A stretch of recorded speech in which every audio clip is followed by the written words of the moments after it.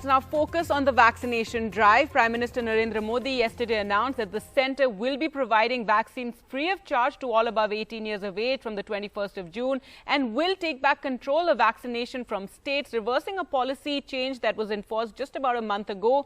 This after criticism from states and questioning by the Supreme Court as well on the vaccination drive. The Supreme Court is conducting a hearing. Now, the centre will buy 75% of vaccines produced by companies, including 25% assigned to states. Private hospitals will continue to buy the remaining 25% and inoculate those willing to pay for the jabs. They can't, however, charge more than 150 rupees as service charge per dose over the fixed price. So that's as far as the vaccination drive goes, and hopefully the supply issues will be sorted soon. That is what the centre has promised.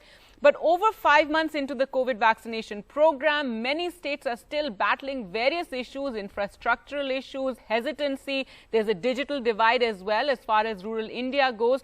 To talk more about this, we're joined by Poonam Mutreja, Executive Director, Population Foundation of India, and Dr. Yusuf Kumble, Founder and Chairman, Indiana Hospital and Heart Institute, Mangalore. Thank you so much both for joining us. Ms. Mutreja, first I'd like to start with you. In your view, what are the huge challenges that you've seen in India's vaccination drive so far? Just now on our screens, we're showing a visual of an elderly woman who actually went and hid behind a drum when she heard that healthcare workers had arrived in the village to provide vaccines, and then she's spoken to by them and, enticed to come out from behind the drum and, talked about building confidence about the vaccine. But tell us, what are the challenges you've seen? So while supply, I'm going to separate the issue of government policy in supply and focus, as you have said, on what are the challenges in the community.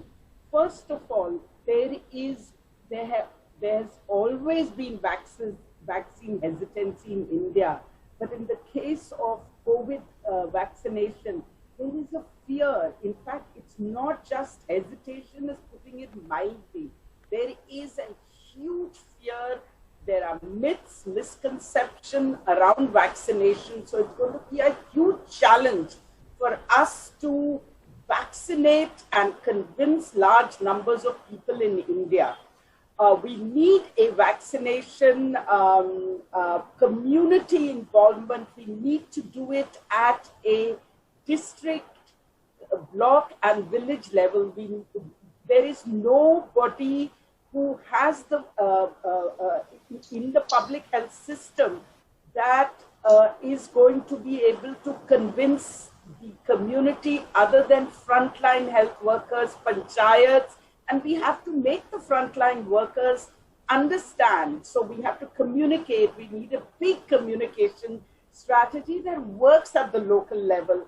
Finally, unless there is even in the distribution, decentralization and micro-planning, we can learn from smallpox and polio vaccines. It was very tough even then, but given the myths and misconceptions, we'll have to break those.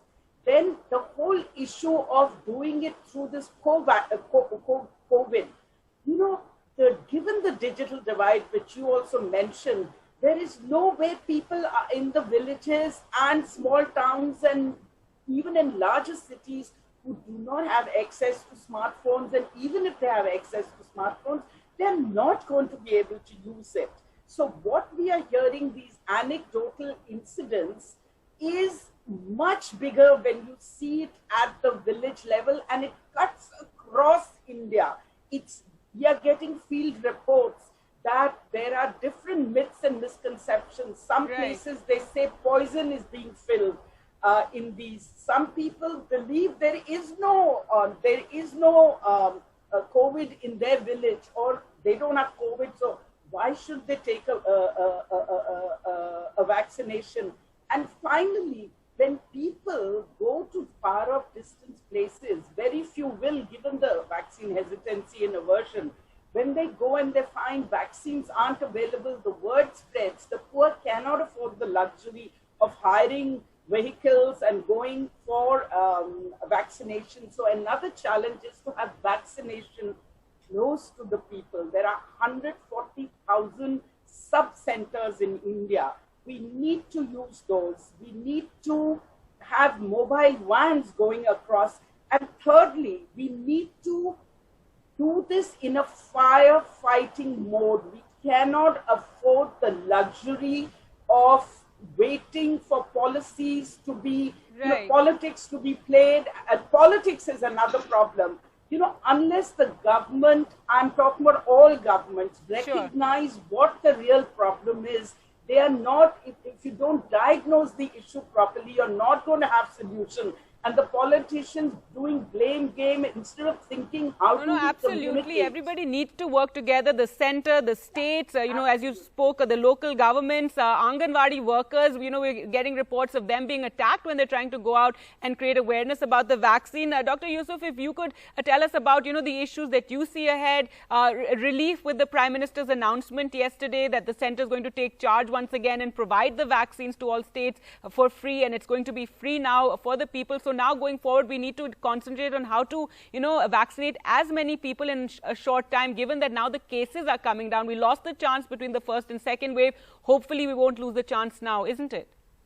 Yeah, absolutely right. Actually, there was a problem was earlier available to the vaccine. Now the bigger challenge is going to become there may be available, more vaccine may be available. Even government is, yesterday, Prime Minister of India had a very welcome announcement that this will be free for the people. So the second challenge will be really how to make 60 to 70% of the Indian population inoculated within a specific period of 6 months to 8 months. So the bigger challenge, as Madam has mentioned, is many. One is awareness. Second one is how to execute it. So we should have organized solutions for this. Not only we have to involve the community leaders, the ASHA workers, doctors, and make the awareness camp. Then only you have to approach for the vaccination drive. So instead, the ASHA worker directly go for vaccination drive. They may be, because of all this social media, negative news, negative propaganda, they may be scared. And it is a genuine scare also. It's not only in the villages, it is even in the cities, even in the educated people. Forget about educated people. Even among doctors. Initially, many of our doctors thought that, let us wait. There may be some side effect. Let us wait. Let other people get the jab first. So, the awareness is the first before we go for a vaccination. Once people are more aware of vaccination, then you take the second step. How to reach the door to door rather than, as Madam rightly said, our net system, our primary care system and all, it will not help at all for the village people to reach to the primary center. So better we have to have a vehicle and go door to door step.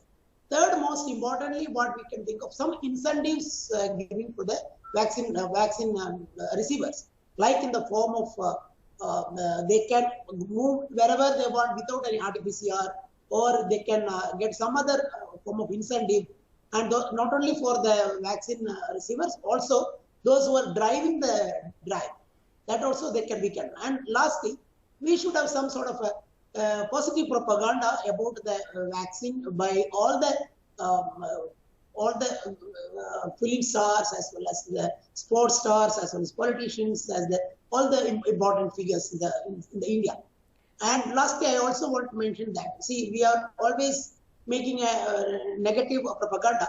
We can also make some sort of a positive propaganda in the form of, if you do not get vaccine, and you may lose your ration card. Something like that, somebody is propaganda is going on. I don't know if we can actually, have we cannot do that actually.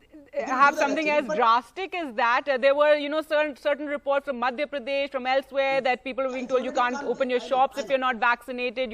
But instead of a negative or a punishment sort of a thing, is there some way we can entice more people? Now, I know in the United States, they're offering free beer, they're offering, free lunches, they're offering even $1 million lottery is on offer to, get more and more people to get vaccinated. I'm not saying we can do that exactly. But Ms. Mutreja, is there some way we can, create some sort of a positive, steps around the vaccinations, entice more people to get vaccinated? I don't know how that will work or what the, laws exactly would be around that, but we definitely need to think out of the box to get more people to come and get vaccinated. Right. I totally agree with you. But first I want to say disincentives should not be on the table and should not be an option, because along with the fear that people already have an aversion, this will add to further reinforcing their anger, their fear, and so on. So disincentives is something we should oppose and not think about. As far as incentive goes, incentive in the sense, some sort of, rewards that could be something acceptable. I'm not saying give any sort of punishments or anything if you don't get vaccinated, but if you get vaccinated, is there something we could think of, anything that, could create some more excitement around getting the vaccine? Yes, we should be thinking of something exciting, and we should be thinking of, greater money, let's say improving the Anganwadi of a place where everybody gets vaccinated, people get free cooked food. At this point of time, cooked food or food in general, given that poverty levels have gone down, given there's a shortage of incomes, it would help, but it cannot be done in isolation. First, we have to work on creating an atmosphere of making people realize the need for the vaccination to protect them, their children. For instance, we should open schools where everybody in the community gets vaccinated. We should open schools for their children. We should do, there are lots of interesting ideas. In fact, NDTV should put out a competition of ideas that people can come out with for doing so. But in isolation, incentive, whether it's food or anything else, won't work.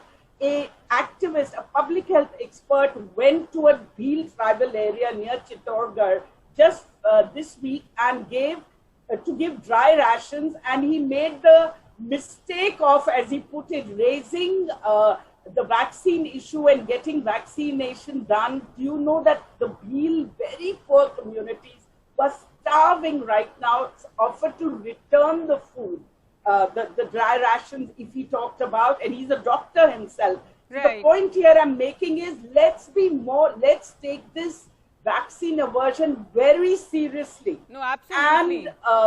And the reasons for it, and I'm sure we can overcome, like we did in polio. There were certain communities that did not believe, they believed in the myth that vaccine was going to sterilize them and their children. So Muslim leaders, including film stars like Javed Akhtar, I remember 25 years ago, went to UP, spoke to the community, spoke in people like him who are atheists, went to the masjid and on loudspeakers spoke to people, and look at the success we've had with vaccine. Right, and that's very interesting, and clearly we need this out-of-the-box thinking, because, Dr. Yusuf Kumble, we're just about getting through with the second wave. The cases are still over 1 lakh a day, but we're already talking about the third wave, and the only way we can prevent a third wave is if we cover enough people, inoculate enough people, isn't that right? Yeah, absolutely. What I'm thinking, there is no time now. Actually, it is a time-bound vaccination program we should have. It is not like our regular polio vaccine or other vaccine program where you have adequate time to inoculate the maximum children. Here, the problem is the time is short.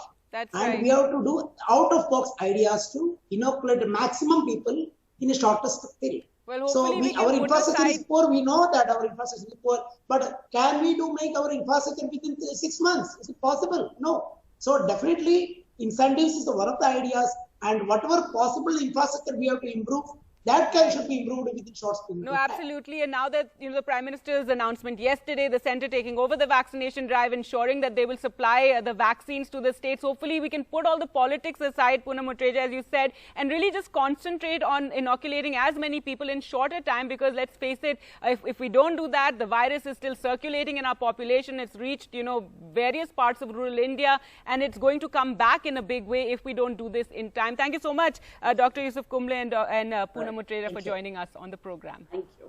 Thank you.